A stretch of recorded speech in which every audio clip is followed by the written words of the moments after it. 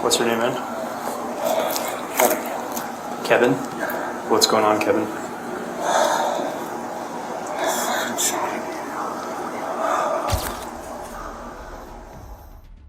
She laid blankets on the floor of her living room. Not because it was cold, not because someone was sleeping over. She laid them on the floor so the blood wouldn't reach the furniture. Did you ever plan and conspire with Kate to shoot Matt? No. Did you ever ask Kate to shoot Matt? No. Further, did you ever ask Kevin to kill Matt? No. Did you ever ask Kate to kill Matt? No. Did you ever make a plan to kill Matt? She had thought about that. She had planned for it. She had stood in her own living room and decided where to put the blankets before the man arrived. She is a 60-year-old grandmother. Her name is Tracey Grist, and the man she was preparing for was her daughter's husband. He drove through the night from California. He believed he was going to pick up his family. He believed the separation was almost over. He believed in the phone call that had asked him to come. He had no idea that someone had tracked his car the entire drive. He had no idea that as his GPS showed him getting closer, the preparations inside that house accelerated. He walked through the door. He was shot 7 times. The most shocking murder case in American Fork anyone can recall. Utah woman will spend years behind bars for orchestrating her husband's murder. This is the case of Matthew Restelli and the family that decided, together, that he should not leave Utah alive. Oral arguments are underway in the cases of Tracey Grist and Kevin Ellis, both accused of conspiring to kill Matthew Restelli. Welcome to Darkest Crimes. Stay with me, because the deepest part of this story is not what they did. It's how long they had been thinking about it. Matthew Restelli was 42 years old. He lived in Temecula, California. He had 2 children. When Kathryn took the children to Utah, Matthew stayed behind, alone in the house. The house that had been full of his children was suddenly very quiet. He called, he texted, he was patient. He told himself, this is temporary. Marriages go through this. We will get through this. He had no criminal history, no record of violence. He was not a man anyone would describe as a threat. He was a father who missed his children and a husband who had not given up. On July 12, 2024, Kathryn called him. She couldn't rent a car, out-of-state license. Could he come? He said yes. He packed. He drove. His mother, Diane, spoke with him before he left. She knew where he was going. She knew he wanted his family back. That was the last conversation she had with her son. The prosecution would later say that the family had routinely joked about killing Matthew. That they had said it so many times it had stopped feeling like a threat. It had started feeling like a plan. I'm so very deeply sorry for the pain that I've caused. I understand that my apology will never be enough to heal the hurt that Matt's death has caused and continues to cause. Matthew never knew they were talking about him that way. He was driving toward Utah, believing his family wanted him there. Kathryn Restelli had left California believing she just needed space. That's what she told Matthew. A few days, some breathing room, nothing permanent. But the truth was different. Did the relationship improve over the years, or did she improve?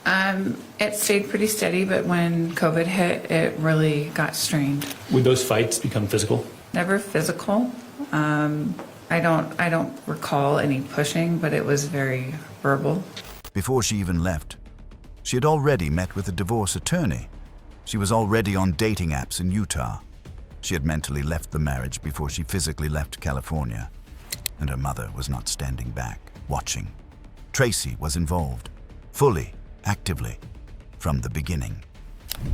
At some point during those weeks, the conversations shifted, from separation to something darker.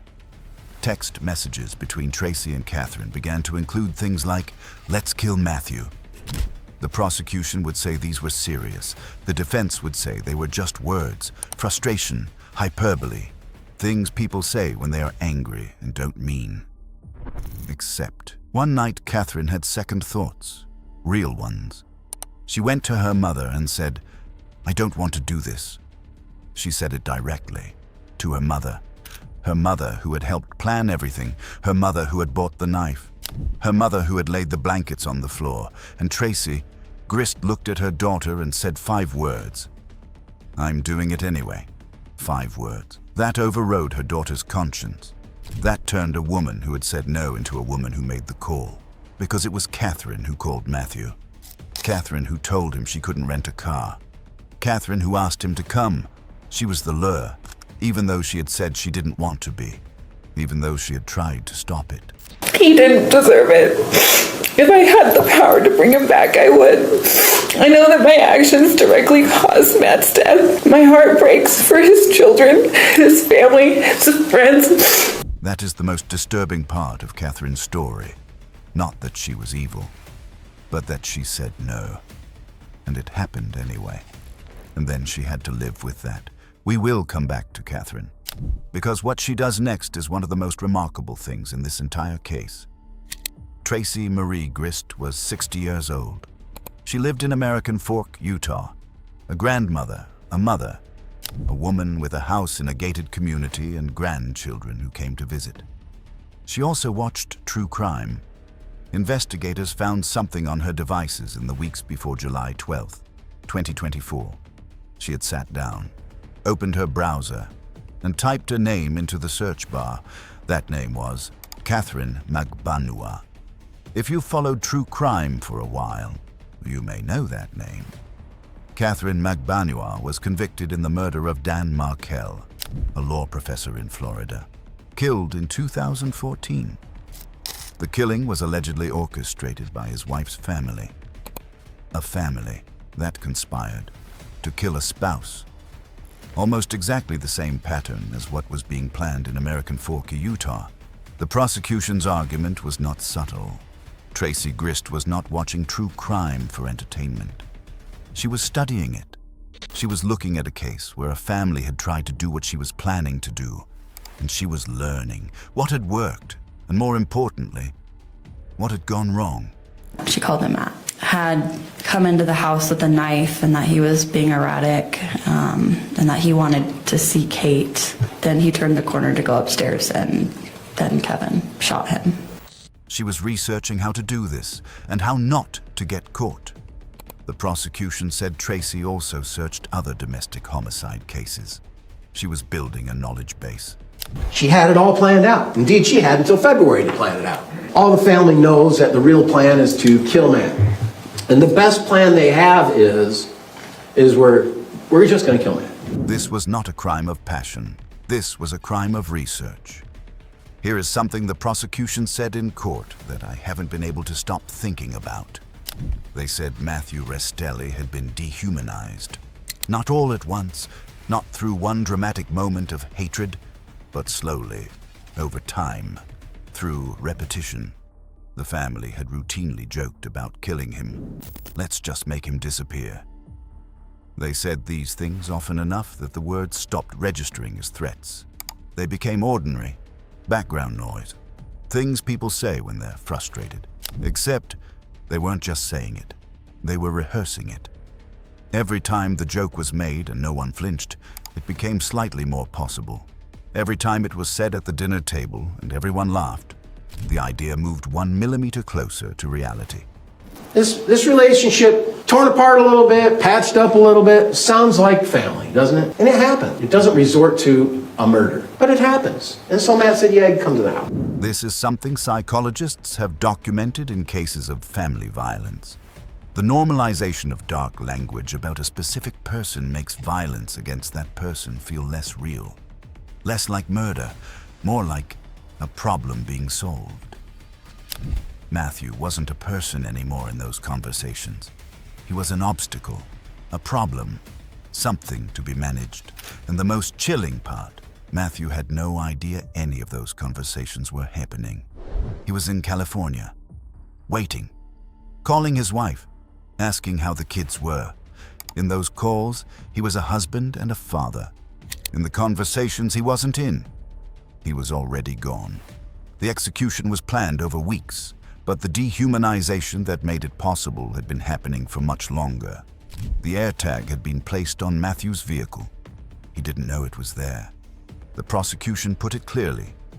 The entire time that Matt was being led to believe this is a breather, the family was monitoring him. But it wasn't just monitoring, it was timing.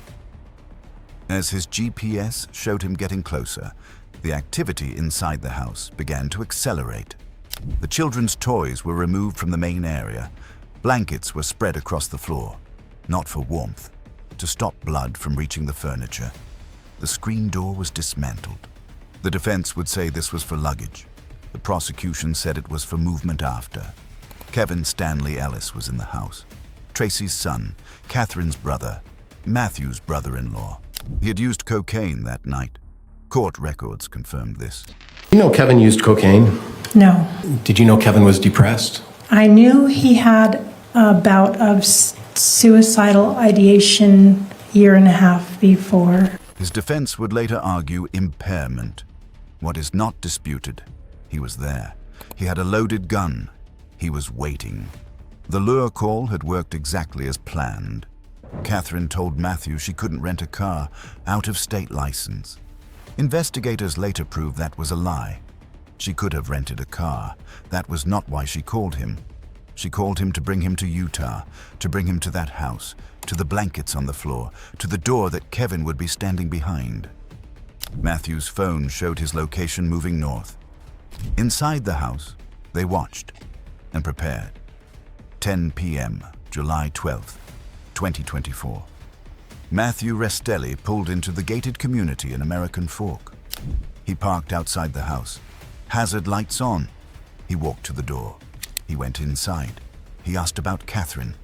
Tracey told him she was upstairs. And then, Kevin Ellis shot Matthew Restelli. 7 times. Not once. Not twice. 7. Matthew fell in the hallway. The hallway of the house he had driven through the night to reach. The house where he believed his family was waiting. He was 42 years old. He had 2 children. He died in that hallway. The story they would tell police was already being constructed before the shooting stopped echoing. Kevin's version, he was attacking me. He had a knife. Self-defense. Officer David Guerra arrived at the house. Kevin opened the door. Matthew's body was in the hallway. A knife was in his hand. The officer looked at the scene and noticed 3 things. 1, the knife was in Matthew's right hand. Matthew Restelli was left-handed. 2, the angle of the knife was wrong. The direction a person grips a knife when attacking is different from how this knife was positioned. Someone had placed it, not held it. 3, Matthew had been shot from behind. If he had been attacking someone, he would not have been shot in the back. 3 independent forensic signals, all pointing to the same thing. The knife was placed in his hand after he died. The officer removed the knife before beginning CPR and noticed something on the blade. Pink handwriting on the knife. Traceable. Investigators traced the purchase, ordered online, under Tracey Grist's name. The knife that was supposed to frame Matthew as his killer's attacker had Tracey's digital fingerprint on the order record and her handwriting on the blade. Tracey did not call 911 for 8 minutes after the shooting. The prosecution said that time was used to secure the scene, to make sure Matthew was dead, to place the knife. When she finally called, she also sent a text to her neighbor, Caitlin Laney. "My son Kevin shot him." That text was read in court.